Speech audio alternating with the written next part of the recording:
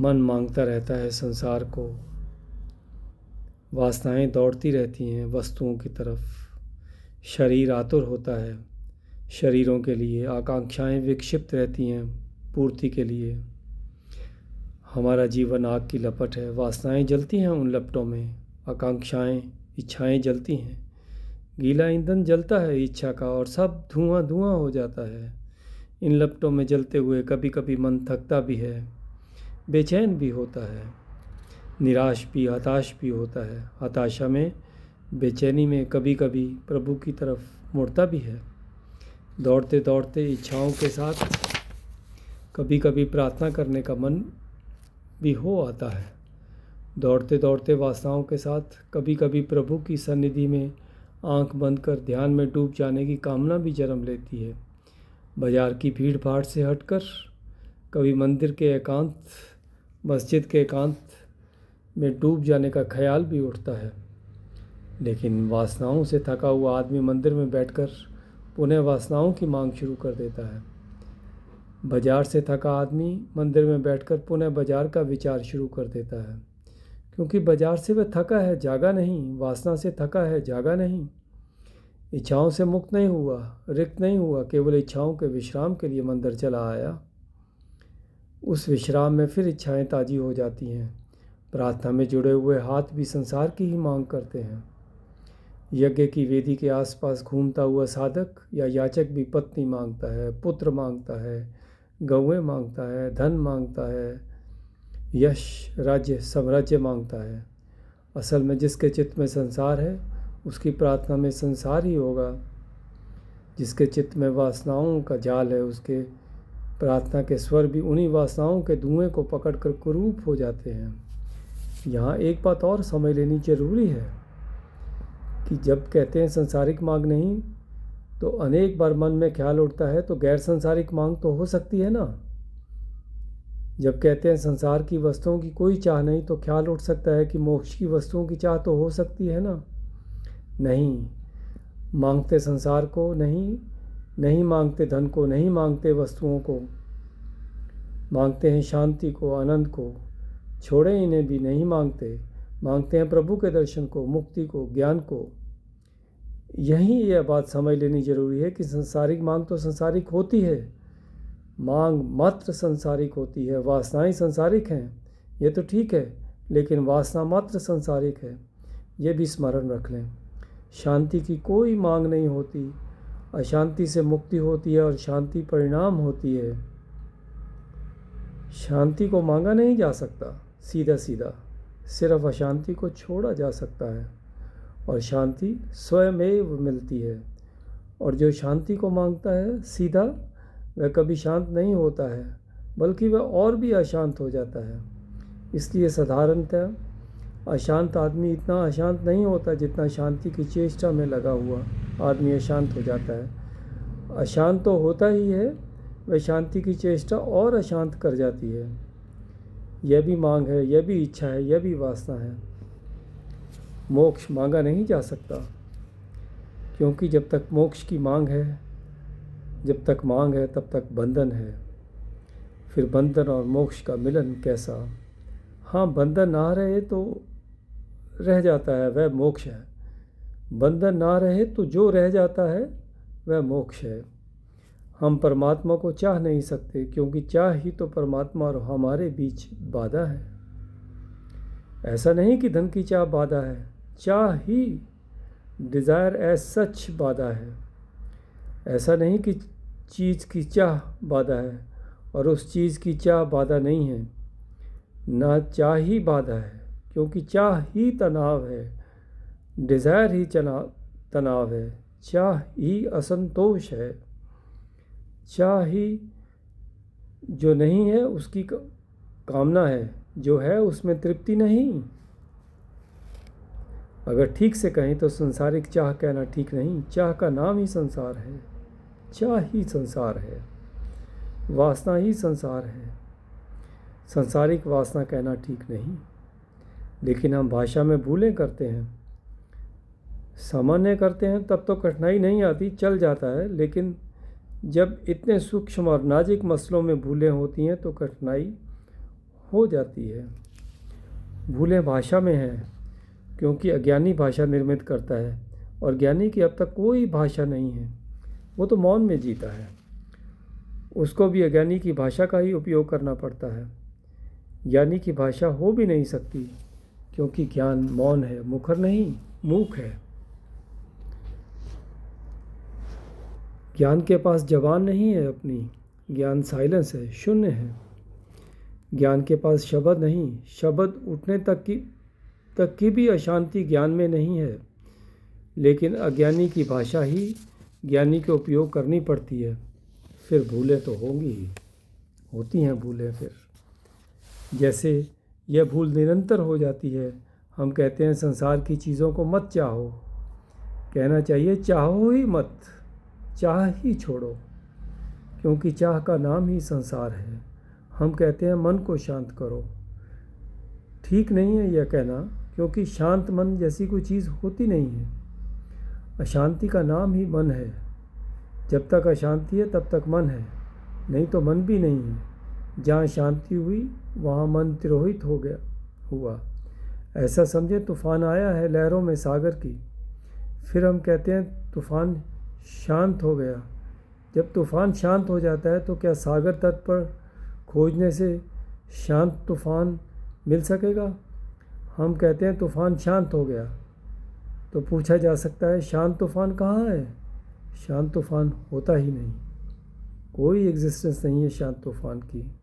तूफान का नाम ही अशांति है। शांत तूफान मतलब तूफान मर गया, अब तूफान नहीं है। शांत मन का अर्थ मन मर गया, अब मन नहीं है, अब अमन है। चाह के छूटने का अर्थ संसार गया, अब नहीं है। जहाँ चाह नहीं वहाँ परमात्मा है, जहाँ चाह है वहाँ संसार है। इसीलिए परमात्मा की चाह नहीं हो सकती और अनचाहा संसार नहीं हो सकता। ये दो बातें नहीं हो सकती। अज्ञान से उभे थके घबराए हुए लोग विश्राम के लिए, विराम के लिए धर्म, पूजा, प्रार्थना, ध्यान, उपासना में आते हैं, लेकिन मांगे उनकी साथ चली आती हैं, चित्त उनका साथ चला आता है। एक आदमी तो दुकान से उठा और मंदिर में गया, जूते बाहर छोड़ देता है, मन को भीतर ले जाता है। जूते भीतर ले जाए तो बहुत हर्जा नहीं है, मन को बाहर छोड़ आए। जूते से मंदिर अपवित्र नहीं होगा, जूते में ऐसा कुछ भी अपवित्र नहीं है, मगर मन भीतर ले जाता है। मैं यह नहीं कह रहा हूँ कि जूते भीतर ले जाना।